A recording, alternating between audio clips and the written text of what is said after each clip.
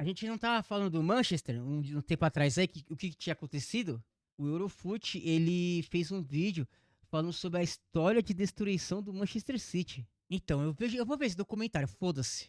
Vou ver esse documentário aqui, ó. A história de destruição do Manchester United. Vamos ver aqui, ó. Vou mandar um abraço pra galera do Eurofoot. Vamos me inscrever no canal dos caras. 48 minutos, vai. De 2013, Sir Alex Ferguson anunciou sua saída do comando do Manchester United da melhor maneira possível, ganhando o campeonato inglês pela 13ª vez. A intenção dele era construir um legado a ser seguido pelos próximos treinadores, para que mesmo sem ele, o United continuasse vitorioso como nos tempos do seu reinado. Porém, avança 12 anos no tempo, e o Manchester United está em ruínas, diversas passagens desastrosas e conturbadas de técnicos pelo clube, crises, seca de troféus importantes e uma bagunça completa que vai desde a direção do time até o vestiário. Mas afinal, o que aconteceu para um clube tão vitorioso e dominante na Inglaterra? Favorito nas competições que disputava, passar a ser visto como chacota pelos adversários e como cemitério de jogadores pelos talentos que desperdiça. Hoje a gente vai passar por tudo que aconteceu dentro e fora do clube para essa queda tão brusca do gigantesco Manchester United. E a gente não vai jogar a bucha inteira em cima de jogadores e treinadores. No United, o buraco é bem mais em cima. Opa! A maneira mais fácil de começar a contar essa história é justamente lá em 2013. Ferguson se aposenta ganhando taça e pro seu lugar é contratado o treinador David Moyes, sendo sua passagem no United o começo do desastre. Porém, se essa é a forma mais fácil de contar a história, talvez não seja a melhor. Isso porque seria um desserviço a todos os envolvidos e acabaria ocultando os principais e verdadeiros problemas do clube nesse período. Para contar da maneira certa, a gente tem que voltar para 2005, quando tudo começou por causa de um cavalo. E eu não tô brincando. Um bom tempo atrás, o Alex Ferguson se interessou por criar cavalos para eles serem explorados ali em corridas. E um dos seus melhores era o Rock of Gibraltar, alazão que ganhava competições e tudo mais. O Ferguson gostava de ganhar até com cavalos, doideira. Acontece que esse cavalo pertencia à dupla John Manier e JP McManus, empresários irlandeses muito poderosos e que em determinado momento tinham uma amizade com o Ferguson, adquirindo também cada vez mais e mais ações dentro do próprio Manchester United. O problema é que em certo momento começou a haver Meu Deus do céu. Virt00 disse, esse cavalo tem um pinguilão? Isso vai ficar no vídeo, tá? Isso vai ficar no vídeo, tá? Essa pessoa que mandou esse ser iluminado que mandou essa mensagem, ele torce pro São Paulo, tá? Só pra ficar bem claro. Uma disputa sobre quem vai de fazer fato vídeo? era o dono do cavalo, o Sir Alex ou a dupla. E assim eles entraram numa batalha judicial que levou também os empresários a tentarem até demitir o Ferguson do comando do Manchester United. Caralho. Depois de um período de brigas, a força do técnico escocês acabou se demonstrando maior. E assim essa dupla irlandesa resolveu pular fora e vender as suas ações no clube. O comprador, Malcolm Glazer, representando a família Glazer. Eles já possuíam ações do Manchester United e foram comprando cada vez mais e mais, até que essa última compra permitiu então que os Glazers adquirissem 98% das ações do Manchester United em junho de 2005, se tornando assim, sem sombra de dúvidas, os donos do clube. Isso gerou muita revolta e um dos principais motivos foi a forma pela qual os Glazers compraram o clube. Basicamente eles pegaram empréstimos colocando ativos do próprio Manchester United como garantia. E é um pouco mais complexo. Mano, é genial. Vou fazendo o Corinthians. Chega lá, vou comprar o Corinthians. Aí eu pego os ativos do Corinthians, pego empréstimo, coloco os ativos do Corinthians pra pagamento e tal, e fica com a grana, velho. Olha que ideia boa, velho. Genial. Do que eu vou falar agora, mas simplificando, eles pegam esse empréstimo e depois usam dinheiro do próprio Manchester United pra pagar o empréstimo. Pro bem ou pro mal, quando um bilionário compra um clube, geralmente o que a gente vê é o cara fazendo esforços ali pra quitar as dívidas. No caso do United, o clube estava zerado e era um modelo de negócio para os outros, mas a partir dali se viu endividado e tendo que pagar por um empréstimo que tinha sido usado para comprar o próprio clube. Aos olhos dos torcedores, isso é um absurdo. E eventualmente o clube parou de pagar esse empréstimo e começou a pagar então dividendos para a própria família. Isso que eu ia falar, velho. Aí tem a porra do dividendo, mano. Porque não pagou. Mano, o Augusto, acho que sabe quem tá tentando fazer isso? O Augusto Melo. O Augusto Melo tentou fazer isso. Foi contratar os jogadores lá, conseguiu pagar, aí ele ia tentar de alguma forma falar, ó, eu paguei aqui, ó, então vocês me devem isso. Glazer. E é bom ressaltar que algumas dessas práticas são absolutamente do mundo dos negócios, né? Quando a gente tá falando de empresas que estão aí pra isso mesmo, pra fazer dinheiro. Só que no esporte, as coisas são diferentes. O Manchester United não é uma empresa sociedade anônima de capital aberto, cheia de engravatados ali, sem alma. Pelo contrário, o Manchester United é a alma de milhões de pessoas em Manchester, na Inglaterra e no mundo. Quando você usa... Não. O Manchester é do judeu, velho, desses caras aqui, ó. Já era. O cara só vai pegar o dividendo e foda-se. E abusa de um clube de futebol, de certa maneira você tá usando e abusando dos torcedores daquele clube, daqueles que apoiaram a instituição a vida inteira, e a torcida sabe disso. Desde o primeiro dia da aquisição, torcedores Red Devils protestaram, e inclusive de maneira bem forte, contra os novos donos e contra a maneira pela qual a aquisição foi feita. Porém, no futebol existe uma coisa chamada sucesso, e o sucesso ele vem na frente de qualquer outra coisa e qualquer outro sentimento. Então, mesmo que alguns protestassem, se o clube continuasse ganhando e vencendo, certamente a torcida esqueceria esse problema, ou pelo menos ficaria mais tranquila em relação a ele. E nesses anos, desde a compra do United pelos Glazers até a saída do Ferguson, de fato o clube continuou disputando e ganhando os principais troféus, inclusive chegando em 3 finais de Champions entre 2008 e 2011, aí a conta e combinando com aquela última Premier League vencida pelo Ferguson no seu ano de despedida. O senhorzinho é um dos maiores técnicos da história e não é à toa. Ele tinha o elenco e o clube na mão, sabendo navegar essas instabilidades com maestria. E agora sim, a gente chega em maio de 2013, quando é feita a passagem de bastão para o novo treinador David Moyes, num dos capítulos mais pavorosos do Manchester United desde então. Junto do Moyes, outra chegada importante e que marcou o que seria esse novo Manchester United foi a do Ed Woodward, que assumiu como vice-presidente do clube, ficando também a cargo de comandar o United no mercado de transferências. Só que isso foi visto como muito esquisito por um motivo. O Ed não tinha nenhum traquejo no futebol. Ele é um contador e a sua experiência até então tinha sido no lado financeiro do clube e não lidando com os jogadores e transferências. Então, muito por isso, a primeira janela... É gente que não é do futebol tomando conta do futebol, velho. É impressionante, mano. Cara, que tá vendo? Você achando que isso acontece isso aqui no Bostil, no Metanil, no Cuzil, no Esgotil? Não, mano. Faz o mundo todo, velho. Pós-Ferguson foi um desastre. O antigo diretor do São Paulo vendeu. Pois é, mano. Completo. A ideia era trazer reforços de peso e assim os caras tentaram comprar Gareth Bale, então estrela do Tottenham, durante boa parte da janela de transferências, mas ele acabou indo pro Real Madrid. Depois tentaram o meia Thiago Alcântara, então no Barcelona, mas ele fechou com o Bayern de Munique.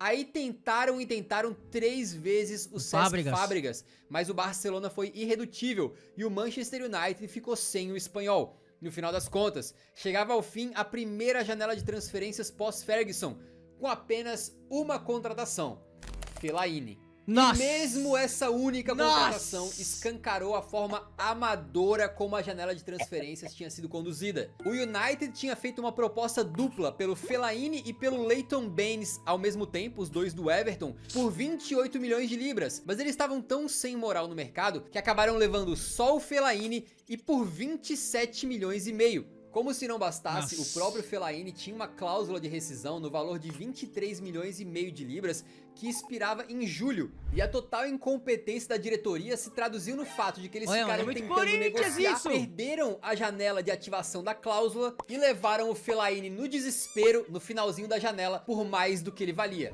Um roteiro digno de piada e que daria o tom do que seria a temporada do Manchester. É muito Corinthians, mano. Como é que pode? Essas merda... Mano, você vê que com o Corinthians acontece isso, velho. O Fellaini tem um gol na Copa. Respeita. Nossa, hein? Uau, hein? O Júnior, que era lateral São Paulo, também tem. Manchester United, cheia de recordes, mas pro lado negativo. Se o Old Trafford com o Fergie era o teatro dos sonhos, com Moyes viraria o teatro dos pesadelos. Na Premier League, eles perderam dentro e fora de casa pro rival Liverpool, tomando 3-0 em pleno Old Trafford. Também tomaram a dobradinha pro rival City, 4-1 fora de casa, e outro 3-0 em casa, digno de uma peça de tragédia. Também no Teatro dos Sonhos, o Manchester United perdeu para o West Bromwich, algo que não acontecia desde 1978. Nossa! E o Moyes ainda conseguiu a façanha de perder os 2 jogos contra o seu ex-time, o Everton. Com o detalhe de que foi a primeira vitória dos Toffees em Old Trafford em 21 anos. O David Moyes tinha passado mais de uma década no comando do Everton, tentando vencer o Manchester United na casa deles. E agora ele tinha conseguido, mas como técnico do próprio Manchester United. Porra, não. Isso aqui é Brasil, velho. Desculpa. O Manchester virou Brasil, velho. Mano, o cara não ganha de ninguém. Não ganha de ninguém. Aí chega lá e fala assim, puta, vou contratar ele. É igual aqui, velho. É igual aqui, puta. O Dorival, velho. O Dorival, mano, ele tá sendo mandado embora, que não sei o que. Ele ganhou uma Copa do Brasil na cagada com o São Paulo lá. Não ganha nada, que não sei o que, não sei o que. Tô exagerando, tá? Eu tô exagerando. Pô, vou contratar o cara. Pô, vou contratar. Eu preciso de um ponta. Pô, tem esse aqui que jogava no Vasco, tal, que era muito bom. Tá jogando num time em Nova York. Puta, mano, vou contratar que ele é foda, velho. Aí trouxe o Thales Magno que contra o Flamengo com a tocava. Mano, aquela hora que o Thales Magno caiu de 4 lá, mano, sozinho, mano. Mano, não tinha ninguém marcando ele. Ele recebeu a bola sozinho. Era só ir pra cima. Ele caiu de 4. E ontem... Nossa, tá ficando puto já. E ontem o Vitinho, mano, ele recebeu a bola sozinho. Aí ele ia pra cima dos caras e parava a porra da... Mano, é impressionante, velho. Mano, o Manchester é o Corinthians da Inglaterra, velho. O experimento David Moyes foi um fracasso, e depois da derrota pro Everton no Goodison Park, que contou até com a morte dando as caras ali no estádio, o escocês foi demitido depois de apenas 10 meses da sua contratação. E o pior, David Moyes tinha sido escolhido a dedo pelo próprio Ferguson para sucedê-lo. Sem comando, com um elenco decadente e com casos de indisciplina, o Manchester United... Calma aí, qual caso de disciplina, peraí? Sem comando, com um elenco decadente e com casos... No final de março, Chris Smalling foi punido até... entendi. Casos de indisciplina, o Manchester United terminava então a Premier League em 7º lugar, a sua pior posição desde 1990, e ficava de fora da Champions pela primeira vez desde 95. A ideia é que o Moyes de repente fosse o novo Ferguson, ficando por muitos anos e ajudando a trazer glórias pro clube. Mas no final das contas, a realidade é que Moyes fez do Manchester United um novo Everton, um gigante que já tinha vivido dias melhores. Em maio de 2014... eu pensei exatamente isso, mano. Eu falei, mano, o cara era do Everton e foi pro Manchester, vai se tornar um Everton, velho. O Manchester United anuncia então Louis van Gaal pro comando técnico. O experiente treinador holandês chegou agora sim com vários reforços para tentar impedir esse barco de afundar. Ander Herrera, Daley Blind, Radamel Falcão e a grande contratação da janela, Ángel Di Maria, que se tornou na época a contratação mais cara a chegar no futebol inglês. Mas velho, mano, o Van Gaal, ele não é bom treinador, velho. Mano, o Van Gaal, ele arruma treta com todo mundo e não ganha porra nenhuma, velho. Vocês ficam falando, elogiando o Van Gaal porque o cara, o cara tem um nome pra técnico muito foda. Van Gaal. Puta, um nome muito lindo pra técnico. Para, velho. Ganha porra, mano. Ele foi, mano, o Van Gaal, ó, aí, ó, aqui, ó, o Van Gaal, velho, ele é tipo o Vanderlei Luxemburgo, tá ligado? Ele ganhou, ó, ganhou a Supercopa da UEFA, ele ganhou a Champions. Que Champions que ele ganhou? Cadê? Aqui, ó, o Ajax em 94, 95. Para, velho. O Van Gaal, mano, ele é tipo... Mano, o Luxemburgo deve ter mais título bom que esse Van Gaal. Para, vocês enaltecem demais o Van Gaal, velho. Para com isso, mano. Deixa de ser toto e ganhou... Mano, ele ganhou a Champions em 94, 95, velho. Nem você era nascido, eu era. Para, mano. O Van Gaal é ridículo, velho. De ruim. Certo. O futebol ofensivo que a torcida se acostumou a ver com o Alex Ferguson virou um chato Manchester United, que tocava a bola no campo de defesa, num ritmo sonolento, que nem sempre dava resultado. Como quando o modesto MK Dons meteu 4-0 no United pela Copa da Liga, com o Will Grigg metendo 2 gols antes mesmo de pegar fogo. E se você tem idade pra lembrar do Will Griggs on Fire, deixa nos comentários que ele merece só por esse gol de peito aí, né? Mesmo perdendo de 3-0 do Everton, que se tornava... Disse o Raul. Aí, ó, tá vendo? Ó, chat, presta atenção. Ó, gente, presta atenção. O Vitor falou assim, ó. Disse o Raul que gosta do Ramon Dias. Quando não tem mais argumento pra atacar, Ele vai o quê? Ele utiliza o ad hominem, entendeu? Ele vai tentar de alguma forma me desestabilizar, entendeu? Aceita que você perdeu, que eu te provei que o Van Gaal é um Luxemburgo da Holanda, velho. Aceita, Vitor, aceita. Ele teve que me atacar pra defender o ponto dele, entendeu? Eu não precisei atacar ele, entendeu? Chupa. Uma espécie de novo carrasco do Manchester United, um quarto lugar na Premier League e a classificação para Champions já era uma melhora em relação ao que tinha sido David Moyes, e assim foi dado ao Van Gaal mais uma temporada no comando do clube, só que os problemas já começavam a aparecer. Não é novidade que o Van Gaal sempre foi um treinador com um temperamento difícil, é um cara que no passado já brigou com jogadores como o Rivaldo e vários outros caras que também não foram nada... O Rivaldo que eu fiquei sabendo, mano, foi pra cima dele, velho. Ao falar dele, e no United ele não foi diferente. Depois de não corresponder ao que era esperado, Di Maria foi vendido pro PSG apenas uma temporada depois de ser a contratação mais cara do clube, e eventualmente chegou a dizer que Van Gaal foi o pior treinador com quem ele já trabalhou. Van Gaal é filho da Depois puta, do mercado de transferências anterior ter sido um fracasso, o United se reforçou com mais nomes, como Schneiderlin, Martial, Memphis e até o Schweinsteiger. Numa estratégia que parecia que o United tava atirando pra todo lado, com eventualmente nenhum desses reforços dando o retorno esperado. O Schweinsteiger, inclusive, veio como um jogador extremamente experiente e vitorioso, mas logo chegou a ser criticado pelo próprio amigo Van Gaal por não estar no seu melhor. Na Champions League, o time foi eliminado ainda na fase de grupos, e num grupo que inclusive não era dos mais difíceis, né? Enquanto na Premier League ficou em quinto lugar naquela temporada em que o Leicester foi campeão. E a grande surpresa foi a conquista da Copa da Inglaterra pra cima do Crystal Palace na prorrogação. Mas mesmo com o título, o Van Gaal caindo no gramado acabou virando uma premonição. E assim ele foi demitido no final da temporada, 2 dias depois de levantar a FA Cup. E o pior é que ele foi publicamente dizer o seguinte: Nobody hears me because they don't want to hear. Ah, porque será, né? Manchester United has to win. That's the past. É, o cara é mó chato pra caralho, velho. Ninguém escuta mesmo, não. Perdeu tudo, perdeu o elenco, perdeu a porra toda. E tem outro ponto aqui interessante, né? Ele foi mandado embora 2 dias depois de ter ganhado a Copa. Mano, quando eu falo que Copa não garante nada, tinha que servir aqui pro Brasil, velho. Você vê, mano, o Dorival, ele tem total condição de ganhar a Copa do Brasil. Mas ele pra treinar a Série A, véio, ele é horroroso, velho. Ele não presta, entendeu? Se o Corinthians não tivesse a Copa do Brasil, mano, o que o Corinthians ia nem na Sul-Americana o Corinthians ia chegar, velho. É isso que eu tô falando. Lá tem a premissa o quê? É o contexto completo. O cara ganhou um título. Ah, vamos manter, mas o retrospecto do cara é ruim. Ah, vamos manter porque ganhou o título. Foi o que aconteceu com o Ramon Dias, velho. O Corinthians ia se fuder muito mais, velho, por causa disso. Não tem como ter ele agora. Então, mano, eu sei disso. Só tô dando um exemplo, entendeu? Ah, eu demitiria, velho. Mano, não deu certo o Dorival Júnior no Corinthians. Imagina pro torcedor do Manchester United, acostumado com uma dominância na Inglaterra e os tempos de glória, ver tudo ir por água abaixo. É igual e eu, o novo Corinthians, comandante dizer pra eles que a nova realidade era que o United não era clube pra mirar tão alto assim. Era um sinal vermelho de que alguma coisa estava errada. Mas será que era o treinador errado?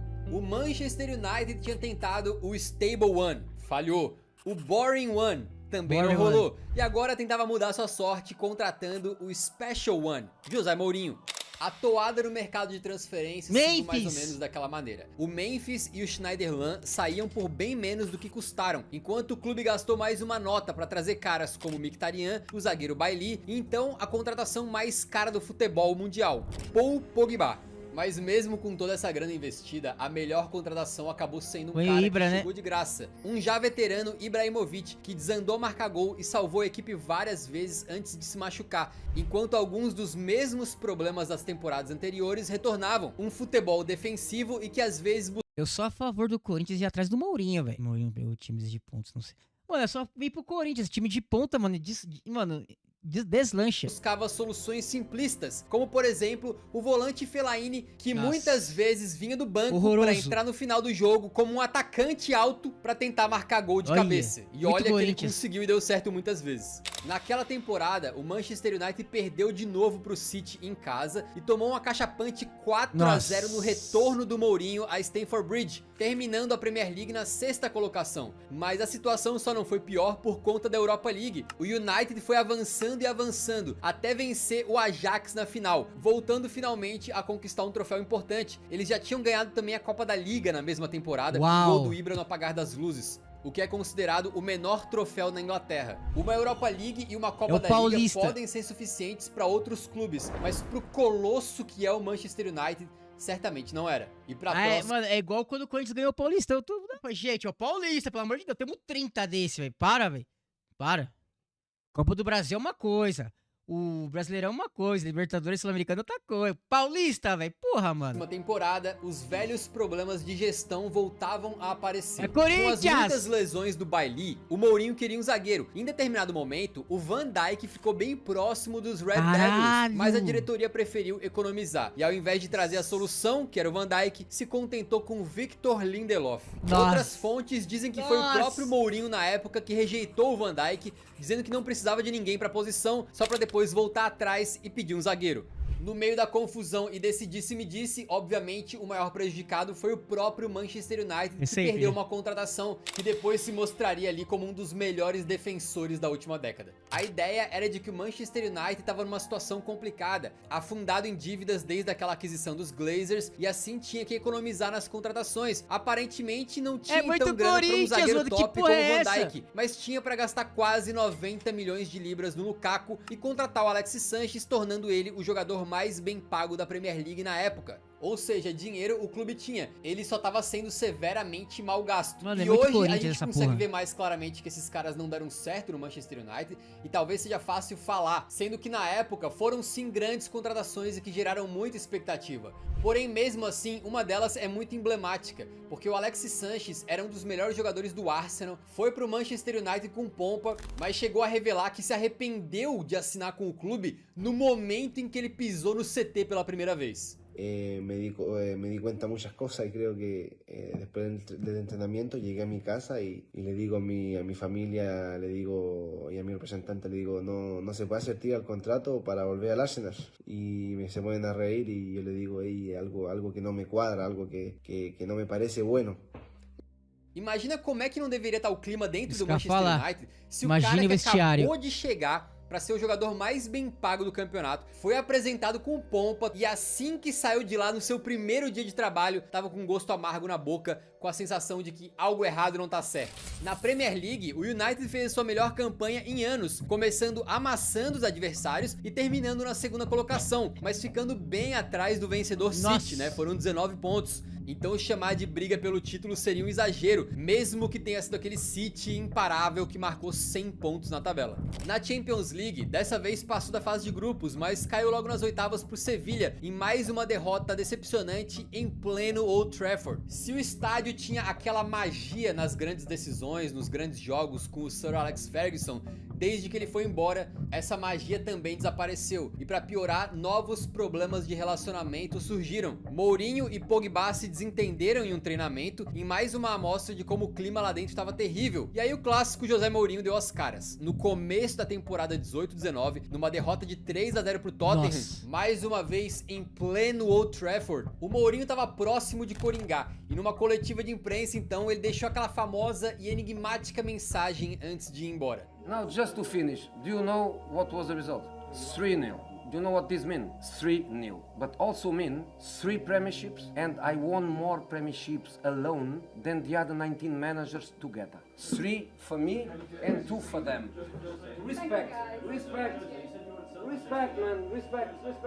A mensagem era Caralho, clara, do nada. respeita. Não o Manchester United que ganhava tudo, mas estava na seca desde 2013. Respeita eu, o Mourinho. Era claramente uma ruptura com o clube, de certa maneira. Porque o Mourinho, antes de defender o Manchester United... O Mourinho é a cara do Corinthians, velho. É maloqueiro, velho. Foi defender a sua própria pessoa publicamente. E para essa sua defesa, ele usou seus 3 títulos de Premier League, sendo que nenhum dos 3 foi conquistado pelos Diabos Vermelhos. E com a situação indo de mal a pior, aconteceu o que todo mundo poderia imaginar. Em dezembro de 2018, no meio da temporada e longe das primeiras posições na tabela, José Mourinho foi mais um dos treinadores demitidos pelo Manchester United. Só que pra encerrar a temporada, o que era pra ser uma medida provisória, acabou trazendo pro Manchester United a primeira faísca de esperança em um bom tempo. A chegada de Ole Gunnar Solskjaer como treinador interino foi um sucesso tremendo. Ele foi um jogador importante do United no passado, fez o gol do título da Champions. Esse cara jogou muito. Vocês não tem noção, velho. Champions em 99, então a conexão dele com o clube ajudou muito nesse momento turbulento, e a estreia com uma vitória de 5-1 pra cima do Cardiff também marcou a primeira vez que o United marcava 5 gols na Premier League desde o último jogo do Ferguson. Então esse começo deu muito moral pro trabalho dele, e diferente dos seus antecessores, os recordes começavam a ser positivos. O Solskjaer foi o primeiro técnico a vencer os seus primeiros 5 jogos desde Matt Busby em 1946. Nossa. Ele ficou 11 partidas sem perder, incluindo 10 vitórias, e se tornou o técnico a conseguir mais pontos em seus primeiros 10 jogos de Premier League. Na Champions, o time avançou para as oitavas quando pegou o PSG de Mbappé e do ex de Maria. E mais uma vez a fortaleza do Manchester United ruiu 2-0 pro Paris em pleno Old Trafford. Mas quando todo mundo achava que já era, realmente a esperança começou a se transformar em algo a mais, porque o Manchester United foi até o parque. Esse maluco era bom mesmo, pra quem conhece ele no... Não, o Solskjaer, eu achei o Solskjaer, velho, foda-se, entendeu? Mano, ele jogou muito no Manchester. Quando passava na Rede TV, mano, ficava vendo o jogo, mano, o maluco era bizarro de bom, velho. Dos príncipes, e com um show de Rashford e Lukaku, venceu por 3-1 pra virar de forma inacreditável e consolidar a chama que o norueguês acendeu. E dá um norte pra diretoria que parecia perdida. Meio que sem querer, parece que os caras tinham encontrado o treinador certo. De repente, ninguém mais queria saber de um novo técnico, né? Estava dando certo com o Solskjaer, pra que mexer? A lenda do clube Rio Ferdinand, que inclusive ainda estava jogando na época do David Moyes e agora tinha virado comentarista, declarou o seguinte: Man United might not thank me, but get the contract out, put it on the table, let him sign it, let him write whatever numbers he wants to put on there, give him what he's done now since he's come in, and let him sign the contract and go. Ollie's at the wheel, man. He's doing his thing. Man United are back. Não sei se foi exatamente assim como o Rio Ferdinand sugeriu, mas a diretoria do Manchester United ficou convencida. E no final de março de 2019, Ole Gunnar Solskjaer se tornava então, agora de forma permanente, técnico do Manchester United. E como não dá pra esse clube ter paz, esse também foi o começo da sua ruína. Antes desse papo aí, ele tava simplesmente invicto na Premier League. Aí perdeu pro Arsenal, assinou o contrato e logo depois perdeu pro Manchester City em mais uma derrota em pleno Old Trafford. Depois perdendo mais 3 jogos até o final do campeonato inglês, terminando em 6º na tabela. Um desses jogos, adivinha, um 4-0 pro Everton em Goodison Park. Os caras passaram a simplesmente odiar o Manchester United e serem um dos maiores carrascos dos Diabos Vermelhos depois que o Moyes foi pra lá. E na Champions, aquela virada incrível contra o PSG de nada adiantou, porque eles já caíram nas quartas depois de 2 derrotas pro Barcelona. De qualquer forma, pra temporada 19-20, o Solskjaer ganhou um grande reforço e a esperança de resolver os problemas na defesa. Harry Maguire se juntava ao Manchester United por 80 milhões de libras, se tornando na época o defensor mais caro da história do futebol. O começo daquela temporada não foi dos melhores, mas principalmente com a chegada do Bruno Fernandes já no meio do caminho, no comecinho de 2020, o United conseguiu arrancar uma ótima sequência na reta final e terminar o campeonato inglês em 3º lugar. Tinha se tornado coisa rara por lá, mas pra temporada 2021, o United tava indo com o mesmo técnico, então o Solskjaer já tava indo pra sua 3ª temporada, ainda que a primeira tenha sido só pela metade. E essa, mais uma vez, foi de altos e baixos. Baixos porque simplesmente ela começa com uma derrota humilhante de 6-1 pro Tottenham, e mais uma vez, em pleno Old Trafford. Tá ficando repetitivo já. Fred, e o pior de tudo, tomando gol do Ndombele e do Aurier no mesmo jogo. Pensa. Mas também teve pontos altos, porque se a gente comparar com algumas das temporadas anteriores, o resto até que foi bom. Em 2º lugar na Premier League, mas de novo muitos pontos atrás do líder City, e depois avançando até a final da Europa League, naquela contra o Villarreal, em que o jogo é decidido depois de 22 cobranças alternadas. Literalmente chegou na vez dos goleiros baterem e o De Gea perdeu, né, um azar monumental. Só que se em campo o time apresentava uma evolução, tinha um norte ali, né, fora dele, os donos resolveram jogar todo esse progresso por água abaixo. No começo de 2021, surgem os planos de uma Superliga Europeia, uma competição que causou um rebuliço danado, e adivinha, Joel Glazer, um dos Glazers, né, era simplesmente o vice-presidente dessa iniciativa e um dos que mais insistiram pra ela acontecer. Era mais um sinal de que os donos não tinham nem um pouco de tato pro futebol, eles estavam completamente alheios a tudo que estava acontecendo. acontecendo. E não à toa, depois de alguns dias de revolta intensa de torcedores por toda a Inglaterra, mas também do Manchester United, é claro, a maior parte dos times pulou fora, a Superliga morreu e os Glazers vieram a público pedir desculpas pra torcida por conta desse papelão. E sabe o pior? No mesmo dia, por coincidência, o Ed Woodard anunciou sua saída do Manchester United. Caralho! Supostamente, não teve nada a ver com essa treta da Superliga não, tá? Mas tentando ver um pouco por trás dos panos aí, com certeza isso foi uma cortina de fumaça pros torcedores tirarem o nome dos Glazers da boca. E algumas fontes, inclusive, dizem que o Ed era um dos responsáveis pela Superliga e meio que teve que tomar esse tiro pelos Glazers, né? Inclusive, o presidente da UEFA, o Ceferin, que também não é flor que se cheire, tá? Chegou a chamar publicamente o Woodard de cobra pelo envolvimento dele na Superliga. Imagina você consegue o primeiro momento razoavelmente tranquilo no futebol em anos. Só que aí o dono do clube é simplesmente um dos cabeças por trás de uma das iniciativas mais impopulares do futebol recente. E é chamado de cobra pelo presidente da UEFA. Legal, né? Muita coisa num clube de futebol vem de cima e é difícil prosperar num ambiente como esse. Na sua última janela de transferências, então, o Woodard acaba decidindo fazer o contrário da primeira lá em que ele não conseguiu contratar quase ninguém, né? Ele gastou muito dinheiro trazendo o Jadon Sancho como uma das grandes contratações da janela, o Varane para resolver o problema da zaga e a grande surpresa Cristiano Ronaldo voltando pro clube onde ele era ídolo. No papel e na época, uma excelente janela. Jogadores de altíssimo nível. Olhando só os nomes assim, era pra ficar muito empolgado, mas como a gente já viveu o futuro dessa história, a gente sabe que deu errado. Isso porque muito o errado. Começo da temporada 21-22 foi pavoroso. Na Champions, uma derrota pro Young Boys. E na Premier League, fantasma do David Moyes atacava novamente. O United perdia em casa pro Aston Villa. E aí depois tomava uma goleada monumental de 5-0 pro maior rival, o Liverpool, em pleno Old Trafford. Depois enfrenta o City e toma 2-0 de novo em casa. E aí é que vem uma derrota de 4-1 pro Watford, que foi a gota d'água. Não teve jeito. O fogo do Solskjaer tinha sido extinguido há muito tempo. E se ele tava no volante, parece que o carro do Manchester United tava novamente a caminho do muro. Até o Rio Ferdinand, que tinha defendido que o United pagasse qualquer coisa para ele permanecer como técnico, se voltou contra o Solskjaer e pediu a sua demissão. E assim, o norueguês foi... Mano, o problema do Manchester não é técnico, velho. É gestão, mano. É gestão. Pode colocar o que era do Liverpool, que tá aposentado lá e tal. Mano, vai dar errado, velho. Enquanto não tirar essa gestão, mano, vai ser essa merda aí. Mais um demitido. O United é tipo o Corinthians, quando você pensa que vai... Exato, mano, é igual o Corinthians, mano, é igual. Eu tô vendo, mano, é mais semelhante que isso, impossível.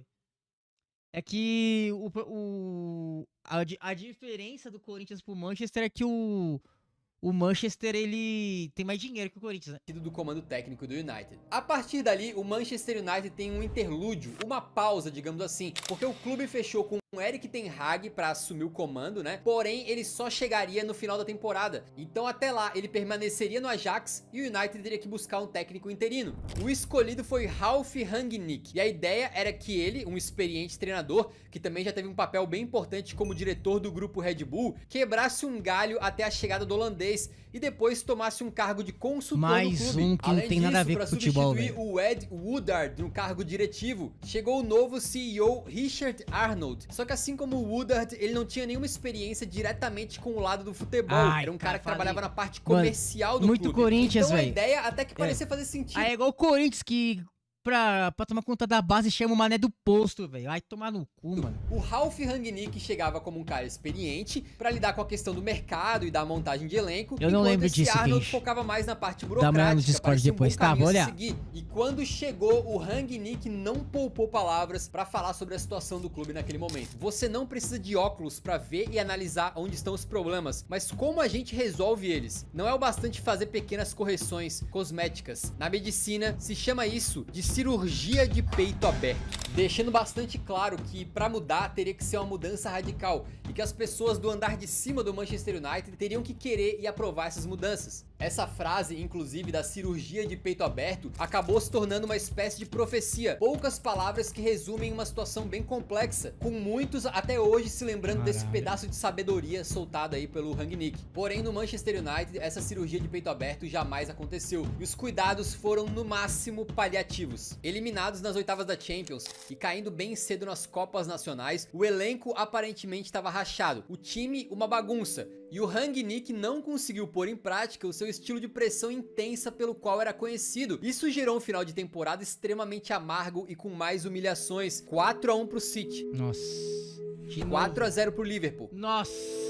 E um 4-0 pro Brighton, que foi a pá de cal pra detonar Ralph, demitido com o time na 6ª colocação da Premier League. E sabe aquela futura posição de consultor que ele iria assumir? Isso aí foi completamente esquecido, e o clube ficou sem alguém experiente nessa área pra dar as dicas pra própria diretoria, que tava mais uma vez perdida. Sem a cirurgia de peito aberto, o United ainda respirava, mas por aparelhos. Depois de uma era extremamente vitoriosa no Ajax, com direito àquela famosa campanha na Champions, derrotando o Real Madrid e tudo mais, o Erik ten Hag chegava com bastante pompa no Manchester United, e se a estratégia até ali era de nomes mais... O candidato da presidência do São Paulo é o João do Chapéu. Pois é, velho. Já o Corinthians não precisa de cirurgia peito aberto, precisa de facial, peitoral, pernal e ocular, assim, concordo. Mais consolidados, experientes, ou que tinham uma conexão com o clube, a chegada do Ten Hag foi uma quebra desse padrão, na busca por um treinador promissor da nova geração, um cara moderno que pudesse finalmente levar o clube pro futuro. E de fato, o Ten Hag levou o clube pra algum lugar, mas pro futuro que não foi. Isso porque ele conseguiu superar os seus antecessores e perdeu os 2 primeiros jogos da temporada, incluindo um 4-0 tomado pro Brentford, 4-0 que toda foi hora, tão 4-0, ruim que porra é ele essa? cortou a folga dos jogadores e fez eles correrem 13 km no treinamento. A curto prazo, isso funcionou, com vitórias do time pra cima do Liverpool e do Arsenal, mas um 6-3 tomado pro Manchester City deixou evidente que muita coisa ainda tinha que ser resolvida. E se a disciplina poderia ser um ponto forte, nem todo mundo achava a mesma coisa. O Cristiano Ronaldo estava bastante insatisfeito de ser muitas vezes banco da equipe e chegou a externar o seu problema com o treinador em uma entrevista que ele deu logo antes da Copa do Mundo de 2022, dizendo que não respeitava o Ten Hag e que a hierarquia do clube estava afastando ele dos Red Devils. A segunda passagem do Cristiano Ronaldo no clube onde foi ídolo terminou então de maneira extremamente azeda, num retorno que não só não ampliou a sua idolatria, como manchou bastante e envenenou essa relação. Aí, tá vendo? Ai, gratidão. Ai, tem que contratar gratidão, que não sei o que. Toma aí, ó. A sua gratidão. O cara fica gripado, não faz lá e você é obrigado... Você é louco. Mano, não tinha voz, caralho. Saída do Cristiano, o Ten Hag conseguiu deixar o elenco e o clube com o ambiente que ele desejava, ou pelo menos mais próximo disso. E o United até conseguiu conquistar a Copa da Liga e chegou na final da Copa da Inglaterra, mas um jogo em específico deu um gosto terrível pra esse ano. O United perdeu de 7-0 pro maior rival Liverpool, na maior derrota que esse clássico já viu na história. E é o maior clássico da Inglaterra. Pensa o Grêmio perdendo de 7-0 pro Inter, ou o Real Madrid perdendo de 7-0 pro Barcelona, o Boca perdendo de 7-0 pro River. Foi o primeiro grande recorde negativo do Ten Hag na frente do Manchester United. E sim, apenas o primeiro, o pior viria depois. Com o 3º lugar na Premier League e a Copa da Liga conquistada, foi dada ao Ten Hag então mais uma oportunidade de mostrar serviço, e chegaram mais contratações pedidas pelo homem: Onana, Mason Mount e Højlund. Quando alguém tenta todas as soluções possíveis, a gente costuma dizer que o cara tá jogando macarrão na parede pra ver o que gruda. Só que no caso de contratações em Manchester United, parece que a parede tá ensaboada. Parecia que nada grudava, que nenhuma contratação dava realmente certo. E essas consecutivas falhas em acertar nas contratações acabou sendo uma representação perfeita do que a diretoria do Manchester United estava fazendo. Depois, a segunda grande marca negativa quebrada pelo Ten Hag vem no começo da temporada 23-24, quando o técnico holandês protagoniza o pior começo de temporada do clube em 60 anos, sendo também eliminado pro Newcastle com um 3-0 em pleno Old Trafford na Copa da Liga. O time também perdeu para Arsenal, Tottenham, City e Brighton. Parecia que quem quisesse 3 pontos na tabela do campeonato inglês era só enfrentar o United, que estava garantido. É o Sport. Nenhum torcedor aguentava mais e começou a ficar evidente que a troca de treinadores não ia resolver nada, que o buraco era mais embaixo. E muito crédito aqui para a torcida do Manchester United, que há muito tempo identificou isso e soube durante vários momentos apontar o dedo na direção certa e cobrar os engravatados. A situação estava tão feia que trocas no comando diretivo do clube, que normalmente passam mais despercebidas pelos torcedores, essas trocas começaram a ser acompanhadas de perto, inclusive com a possível venda do clube passando a se tornar quase uma novela diária, com dois ricaços tentando tomar conta do Manchester United, enquanto os Glazers do outro lado pareciam não querer soltar a corda, ou pelo menos não completamente. Depois de muita especulação, em fevereiro de 2024, o empresário Jim Ratcliffe comprou 25% do clube e assumiu o comando esportivo do time,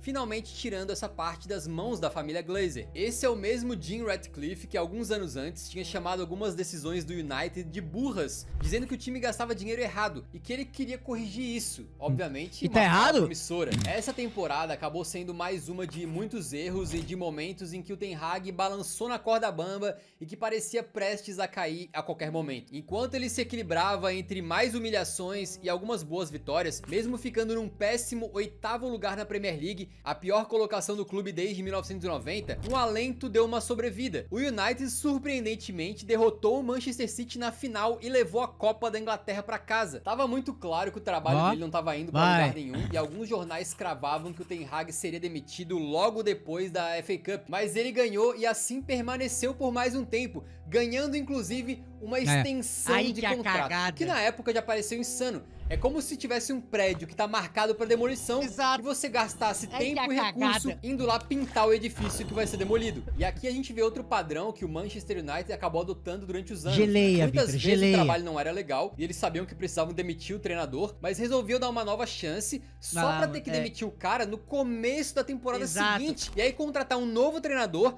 que não tinha tempo de trabalhar e nem de ter uma grande janela de transferências pra fazer, uma falta de planejamento incrível. E aí botaram nas mãos do Erik ten Hag comandar essa primeira janela da temporada 24-25, com ele trazendo jogadores como o Yoro, o Ugarte, o De Ligt e o Zirkzee por mais de 200 milhões de euros, além de várias saídas de jogadores que chegaram por muita grana, mas não deram nenhum retorno financeiro e nem esportivo. Assim, para surpresa de zero pessoas, a temporada 24-25 do Manchester United começou muito mal, com uma derrota de 3-0 pro Liverpool em pleno Old Trafford, em outubro de 2000. Um parênteses aqui, hein? O Liverpool virou pai do Manchester, hein? Que isso, velho? O vídeo tem 33 minutos, mano. Eu só vi agora vitória do Liverpool em cima do Manchester. Só goleada, velho. Você é louco. 24 não deu pra adiar o inevitável. Ten Hag foi demitido coisa de 4 meses depois de ter renovado seu contrato até 2026. Fim de uma passagem melancólica, que bem verdade trouxe 2 troféus, mas que se não fosse isso, provavelmente seria a pior de todos os treinadores pós-Ferguson até aqui. O Erik ten Hag tretou com jogadores, tomou goleadas históricas para adversários, transformou o clube em meme e acabou deixando o elenco na 14ª posição da Premier League. Mas a esperança é a última que morre. E assim, em novembro de 2024, foi anunciado Ruben Amorim como novo técnico do Manchester United. Esse cara é bom? Depois de um excelente, brilhante mesmo, trabalho no Sporting. A ideia era similar à do Ten Hag, trazer um cara vitorioso no seu país, jovem, com ideias ali promissoras, para ajudar o clube a ir pra frente, né? O que poderia dar errado? E o começo dele foi fantástico, porque a primeira partida foi um 4-0. Tem que botar o Rica Games pra treinar o United. Se colocar o Rica Games pra treinar o United, ele vai dar aquelas coisas que ele usa na live dele, ele vai cair por doping, velho. Já caiu. Ele já caiu, velho. Pra cima do Everton, agora sim, em pleno Old Trafford. Na sua primeira partida de Premier League, o que talvez fosse Quem é um o treinador sinal, do Manchester ultimamente? É o Seria Cartman fim do da South fase Park? ruim do clube, derrotando o grande dragão Everton, que vinha sendo ali o carrasco do United por muitos anos, virando a chave de vez. O grande problema aqui é que começou a ficar claro que as ideias do Ruben Amorim não eram compatíveis com o elenco que ele tinha em mãos. E na sua primeira janela de transferências, nenhum investimento de peso. E assim o time começou a ir mal demais, eliminado para o Tottenham, por exemplo, na Copa da Liga. E depois encarando várias derrotas na Premier League, para Arsenal, Forest, Wolverhampton, Bournemouth, Newcastle, sendo o pior começo de um treinador no clube na era pós-Ferguson. E também o treinador do United que mais rápido perdeu 4 partidas na história da Premier League. Então, pelo menos 4. na questão de pontos na tabela, tudo que os treinadores fizeram anteriormente, que já tinha sido ruim, o Rubem Amorim conseguiu fazer pior. Não à toa, Isso o que é próprio Rubem foda. Amorim, muito sincero inclusive, né, um cara com uma personalidade bem bacana, foi publicamente admitir que o Manchester United dele é provavelmente o pior Manchester United da história. Só que começa a ficar esquisito porque parece que o pior United da história é sempre o próximo, né? Quando que essa sangria vai estancar? E com o Rubem Amorim, a gente começa a ver uma divergência muito clara entre o estilo dele e os jogadores que ele tinha em mãos. Então no Sporting, o time jogava ali com um contra-ataque e o Gyökeres conseguia, na base da força e da velocidade, ganhar jogadas e partidas. Aí quando o time tentava fazer o mesmo no Manchester United, com o Zirkzee, falhava miseravelmente, com o garoto até em certo jogo indo tão mal que foi substituído ainda no primeiro tempo e saiu vaiado pela torcida. O que é até meio óbvio, porque são jogadores... Caralho, velho. Mano, aí é foda, véio. Você tira o jogador, mano, e você acaba queimando o cara no primeiro tempo, velho. Por isso que os caras não trocam, velho. Olha que merda, mano. Desculpa. Com características completamente diferentes. O Zirkzee era um cara mais pra jogar ali atrás, armando jogadas. Talvez até pra outro centroavante, do que ser um cara pra ele mesmo ser o homem-gol todo jogo. Era só ter feito uma mínima análise do cara, o que inclusive, assim, com toda a humildade, a gente fez, tá? Antes mesmo de ele jogar pelo Manchester United, pesquisando sobre o Zirkzee por um vídeo, a gente rapidamente percebeu que o estilo dele não era de ser um artilheiro máximo e tal, e que a torcida do United iria se decepcionar se estava esperando por um novo matador. Se a gente aqui, de um humilde canal no YouTube, conseguiu uma pesquisa rápida concluir que esse jogador não tinha o estilo de um camisa 9 matador, como que um clube de futebol inteirinho não conseguiu? E como que os caras colocaram em parte nos ombros dele e de tantos outros a tarefa de salvar o Manchester United? Esse é só um exemplo do tipo de erro que as diferentes diretoras... Eu vou explicar, moço, eu vou te explicar. Sabe o que acontece? Acontece o seguinte, esses caras devem ter rabo preso com o empresário, entendeu? Ah, coloca meu jogador aí, depois você me paga. Mano, é igual o Corinthians, coloca esse jogador aqui, você não paga nada e quando tiver transferência você me paga, entendeu? É assim que funciona, entendeu? O Corinthians, ele é campeão de fazer isso. E eu tava vendo que o São Paulo tá fazendo isso também, né? O São Paulo tá contratando e não tá pagando os caras, velho. E não tá pagando os caras. Vai ter transfer daqui a 2, 3 anos pro São Paulo porque não pagou o cara do ano passado, velho. Agora o nome eu não lembro quem que é. Eu tava vendo os caras do São Paulo falando isso. O Sombra tava falando isso. O Sombra é tricolor, né? Mano, é isso. Esse tipo de jogador, nessa função, é coisa de empresário que coloca no time porque tem influência pra vender o cara fazer dinheiro, velho. O Pedro, eu também concordo. O Pedro no United resolveu pra caralho. É que o problema com o Pedro é que o Pedro tá queimado, né, velho? O Pedro tá muito queimado. Acho que o único lugar que o Pedro consegue jogar ultimamente é no Flamengo mesmo. O Luciano seria importante. Nossa, muito importante. O Luciano não é importante nem pro São Paulo, imagina pro Manchester. O Yuri cavadinha no... Nossa, imagina, tá 7-0, o Yuri tem um pênalti pro Manchester e o Yuri vai lá e cava. Nossa, mano, ele não sai da Inglaterra. Queimado por quê? O Pedro, ele é queimado no meio do futebol porque o cara é perna, velho. Não quer treinar, é chinelo, é mala, velho.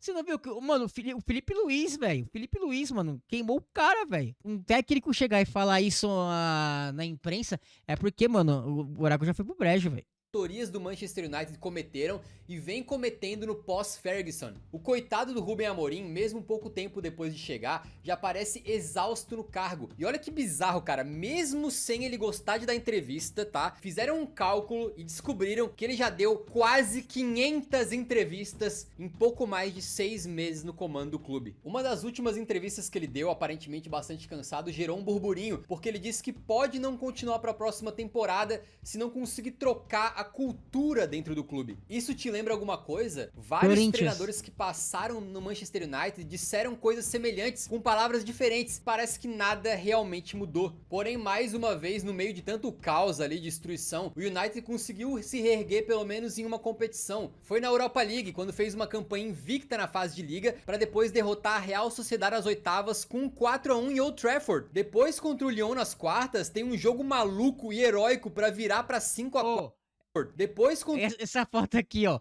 O juiz de ontem do Internacional e Corinthians, o VAR viu isso aqui, né? Viu isso aqui, falou que era pênalti, né? Contra o Lyon nas quartas, tem um jogo maluco e heróico pra virar pra 5-4 em cima dos caras, também no Teatro dos Sonhos, com gol nos acréscimos da prorrogação. Nas semis, um jogo que poderia ser duro contra o Atlético em Bilbao, acabou sendo um passeio de 3-0, pra depois o jogo de volta ser ainda melhor, com outra goleada em pleno Old Trafford. Aí chegou a grande final da Europa League, e a possibilidade não só de levantar uma taça, como de uma classificação meio que mágica e inesperada para Champions. Afinal, através da Premier League, essa classificação estava impossível de acontecer. Só que ao invés de ser um momento de união e de festa, essa classificação para a final acabou gerando mais polêmicas. Isso porque o novo chefe, o Jim Ratcliffe, acabou resolvendo...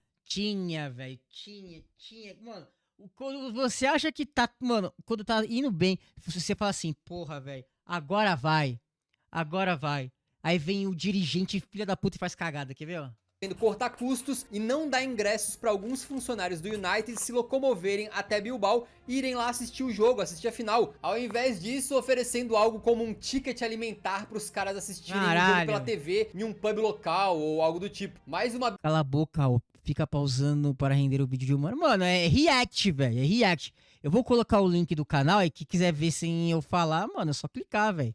Mas é react, tá? Chora mais. Eu choro mesmo, entendeu? Tô nem aí. Bizarrice completa para desmoralizar aqueles que trabalham no clube e trabalham pelo sucesso do clube. O que fez com que o cansado Rubem Amorim tivesse que agir e ele resolveu pagar do próprio bolso para dezenas de funcionários irem até Bilbao e poderem estar lá na decisão. E na grande final no San Mamés, um confronto nacional viu o Manchester United frente a frente com o Tottenham. Os dois que viveram uma Premier League tenebrosa teriam a sua chance de salvar a temporada com essa partida. E essa partida acabou sendo muito emblemática. O Tottenham pro Manchester United antes era uma vitória fácil. Na época do Sir Alex Ferguson, ele usou a famosa expressão "Lads, it's Tottenham", meio que chegando pros próprios jogadores e em vez de dar uma super palestra preparando os caras pro jogo, simplesmente chegou e disse: galera, tipo assim, é o Tottenham, sabe? Só vai lá e ganha. Mas se era assim no passado, a coisa agora foi diferente. Ao longo da temporada 24-25, foram 4 confrontos entre esses dois times e o United perdeu todos. 3-0 na Premier League em pleno Old Trafford, 4-3 para ser eliminado da Copa da Liga, mais um 1-0 na Premier League e agora, no jogo mais importante da temporada, o United perdeu mais uma vez pros Spurs. 1-0 com aquele gol bizonho lá do Brennan Johnson para ver o seu rival levantar um caneco depois de 17 anos de jejum e colocar uma pá no caixão da humilhação que foi essa temporada dos Diabos Vermelhos. Além da vergonha, essa não classificação para uma competição europeia também gerou um rombo de 80 milhões de libras nos cofres do clube, o que pode causar complicações com o fair play financeiro e fazer com que o United não só não consiga gastar tanto com reforços, como tem aí que vender muitos jogadores para não fechar no vermelho. Até porque aí é o São Paulo. De derrota atrás de derrota no campeonato inglês, essa se tornou a incrível primeira vez na história da fase moderna da Premier League. Esquece isso aí, Kenji, pelo amor de Deus. Perdeu mais de 14 jogos, sendo 18 derrotas ao total, amargando uma decepcionante 15ª posição. Nossa, quase caiu. A pior desde a temporada 73-74, quando o United foi rebaixado. Pra vocês terem uma ideia como... O United já foi rebaixado, mano. A gente viu um vídeo sobre rebaixamento do United, da Premier League. Não lembro se... não lembro. O clube mudou completamente depois do Ferguson. O Manchester United já perdeu mais partidas desde que ele saiu do comando do que durante todo o seu período de quase 30 anos no clube. Com o Ferguson foram 810 jogos e 114 derrotas. E desde que ele se aposentou, o United jogou 460 jogos, um pouco mais da metade, e já teve 120 derrotas. Com Alex Ferguson, o United chegou como um foguete às 20 conquistas de campeonato inglês e ultrapassou o Liverpool para se tornar o maior campeão isolado da Inglaterra.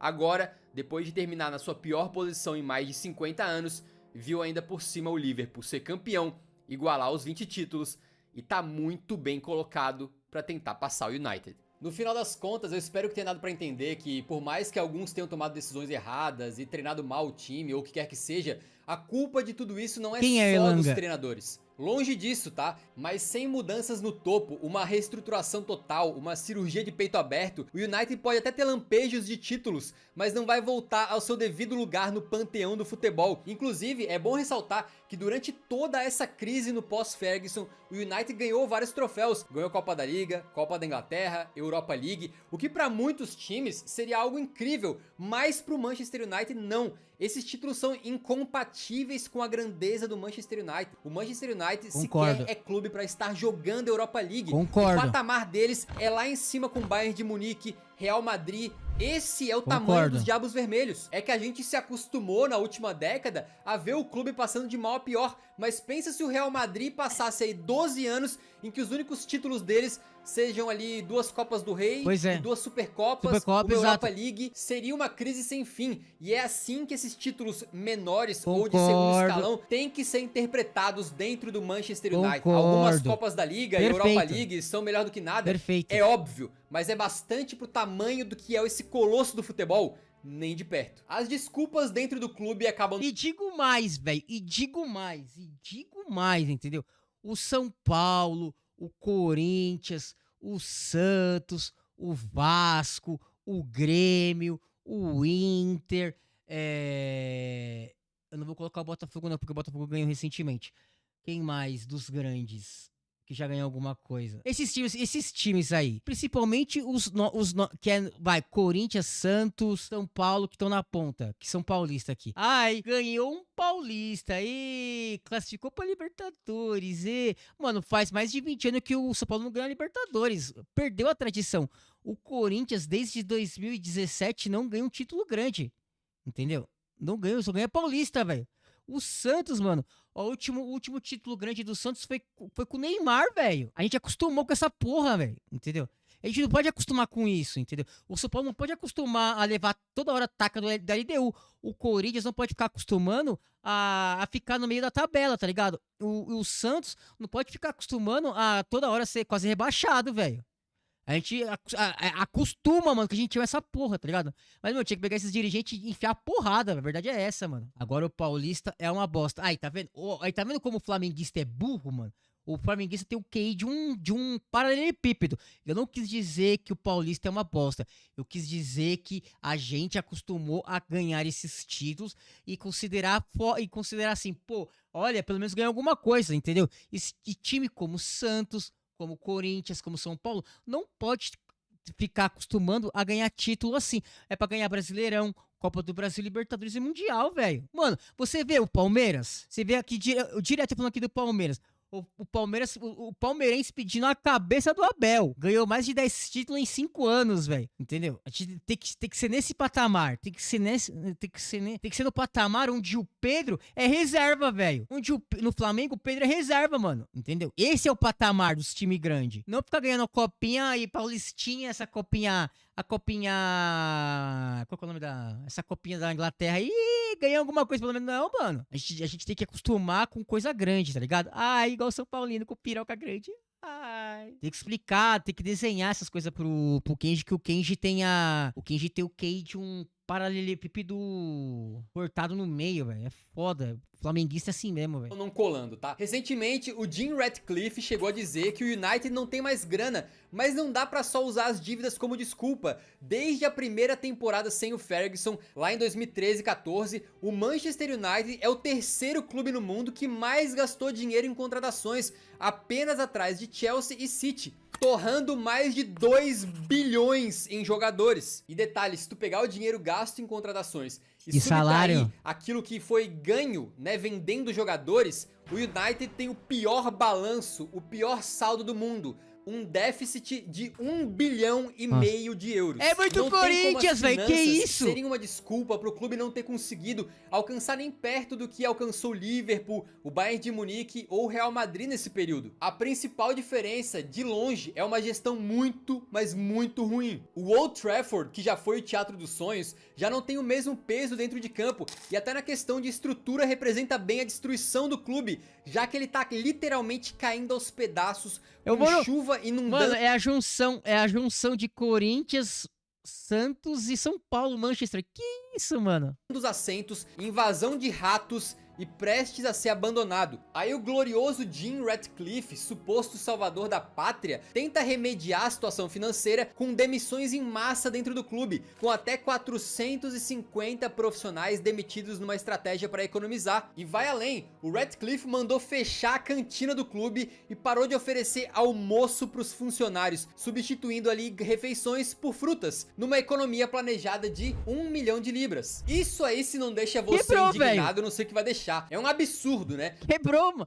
mano, caralho, velho. Tá igual nós aqui, mano. Que porra é essa, mano? Por menos de 1/20 do que o clube paga numa porrada de jogador mediano, eles vão literalmente tirar a alimentação de centenas de pessoas que trabalham lá dentro. O ano inteiro foi dos funcionários sentindo medo de demissão, indo pro mês final e decisivo da temporada sem sequer saber se continuariam no cargo e temendo que seriam mandados pra rua a qualquer momento. É importante entender que o Jim Ratcliffe vem do ramo de Private Equity. São pessoas especializadas em comprar empresas que estão passando por um mau momento, otimizar elas brutalmente, tá? Pra conseguir valorizar aqueles ativos e revender no futuro. Ele passou a tratar o Manchester United como uma empresa dessas, a ser apertada e apertada pra que fique o mais otimizada e eficiente e enxuta possível. Mas e quando essa eficiência financeira é vista como mesquinhez e maldade? Ninguém escapou da foice do Ratcliffe e ele mandou cortar até um bônus de 50 libras dado ao melhor segurança da semana, causando uma tristeza gigante em meio aos funcionários mais básicos ali do dia a dia. Caralho. Imagina o clima dentro do clube, cara. Se já era ruim quando o Alexis Sanchez chega e no primeiro dia ele já quer ir embora, imagina agora que centenas de funcionários foram demitidos e os que sobraram tiveram até os seus almoços cortados. Como prosperar dessa maneira, vendendo almoço pra comer a janta, das pessoas que trabalham pro clube ser bem sucedido. Outra maneira de equilibrar as finanças é aumentando o preço dos ingressos, com vários torcedores antigos que aguentaram o time durante todos esses anos terríveis sendo afastados do estádio por conta disso. Como disse a lenda do clube Nick Butt, ao tentar equilibrar as finanças dessa maneira, o United acaba punindo as pessoas erradas. Em março de 2025, alguns torcedores resolveram usar preto numa partida, como um símbolo ali da morte do clube, mas o magnânimo Jim Ratcliffe, que achou que chegaria como um herói, ficou irritadinho com as críticas, olha só, e disse que se ele continuar sofrendo tantas críticas, ele vai ter que sair do clube. O que ele achou, cara? Que no meio dessa merda toda, os torcedores fossem ficar aplaudindo qualquer bobo dançando só porque o cara é rico? Em abril, alguns torcedores levaram pro estádio um banner e mostraram pra pessoas ali da diretoria, dizendo o seguinte: Jim, você sabe o preço de tudo, mas o valor de nada. Nessa brincadeira, até o Sir Alex Ferguson perdeu uma vaga bem remunerada, é verdade, de embaixador do clube. De fato, o Manchester United tá punindo as pessoas erradas, e os seus torcedores e os seus trabalhadores do dia a dia estão sofrendo por problemas que eles não têm culpa. Quem tem culpa, obviamente, são os imperadores lá no topo, que continuam sentados nos seus tronos de ouro, enquanto o clube sangra até morrer. O United certamente não vai morrer. É igual o Corinthians, velho. Os caras sentam lá na cadeira e ficam brincando. Ah, é o brinquedinho deles. É igual o São Paulo com o Casares, ali senta na cadeira lá e fica brincando. Olha só, o time é meu, vou contratar esse cara aqui porque ele é do amigo meu. Olha só, o cara joga nada, foda-se, é amigo meu. É um dos clubes mais históricos do planeta. É o quarto que mais gera receita. Costuma aparecer em terceiro em número de torcedores no mundo inteiro, só atrás de Barça e Real. É um verdadeiro colosso com uma linda, rica e extensa história. E nada vai acabar com tudo isso do dia pra noite. Mas se o padrão seguir, a gente já sabe o que vem pela frente. Entram treinadores que foram extremamente bem sucedidos em outros lugares, mas saem pela porta dos fundos. Chegam contratações caras, badaladas, algumas com grande potencial, mas que não rendem, acabam ficando marcadas como se fossem decisões mal tomadas, e contribuindo para a visão de muitos de que o United é um cemitério de jogadores, e um clube que, mesmo sendo gigante, se continuar assim, continuará vivendo na sombra do seu passado, sendo apenas um fantasma do que já foi um dia. É o São Paulo. É igual quando o São Paulo fala assim: ai, Libertadores, sou safada, ai, tem tradição. Não tem mais tradição, acabou, velho. Ai, que vídeo, hein? Mano, palmas. Parabéns, velho. Parabéns. Que documentário bem feito, velho. Puta que o pariu, mano. Que documentário bem feito. Eu vi o ápice do... Aqui, o cara falou aqui, ó. Eu sou uma criança dos anos 2000. Eu sou de 87, né? Então, minha adolescência, eu vi o ápice do Manchester e do Milan. E hoje, ver esses times assim pra baixo, ficar, caralho, velho. Mano, o meu resumo sobre esse vídeo, sobre esse excelente vídeo do pessoal do Eurofute é o seguinte. Você acha que o que acontece com o São Paulo, com o Santos, com o Corinthians, você acha que isso acontece aqui? Que aqui é o Bostil, Bananil, Metanil? Não. Acontece em todo lugar. Sabe como resolve isso aí? Do Manchester? É um bilionário, torce pro Manchester mesmo, velho. Aí ele resolve. Tirando isso, mano,